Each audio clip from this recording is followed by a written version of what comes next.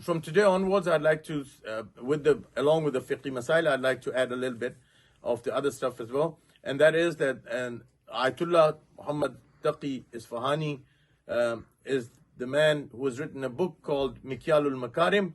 And it is a book that has been instructed by Imam Zaman alayhi salam himself. He'd asked him to write this book.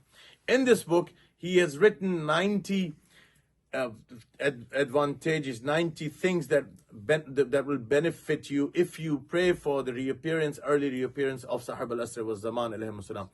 And every single day I'll talk about one of them. And from today, I'll begin with the first one. And the first one is that if you pray for the early appearance of your Imam of your times, your prayers will be answered. If you see that your prayers are not being answered, just say, before you begin your prayer, you're praying to Allah, you're asking for something, Allah's help. Just say, Ya Allah, make the appearance of Imam Zaman alayhi salam as soon as possible.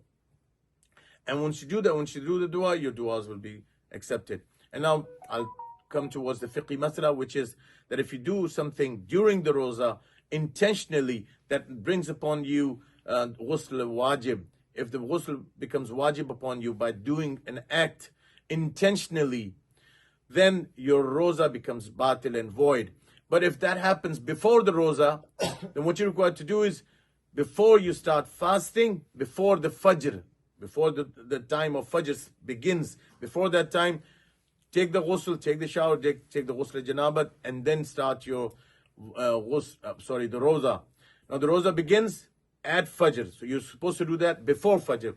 But if you intentionally delay it until the time of fajr reaches that time, and you haven't done your ghusl, and if you do that intentionally, then your roza is void and batil. But if unintentionally, if it happens during the time of when you were fasting, you went to sleep and the ghusl became wajib upon you, it does not affect your roza. It does not affect your fast. And likewise, before the fajr, if you were sleeping and during your sleep, the ghusl became wajib upon you, you had a wet dream or something, and you woke up after fajr, it does not affect your roza. Just do the ghusl and carry on with your fast. Salawat bi Muhammad.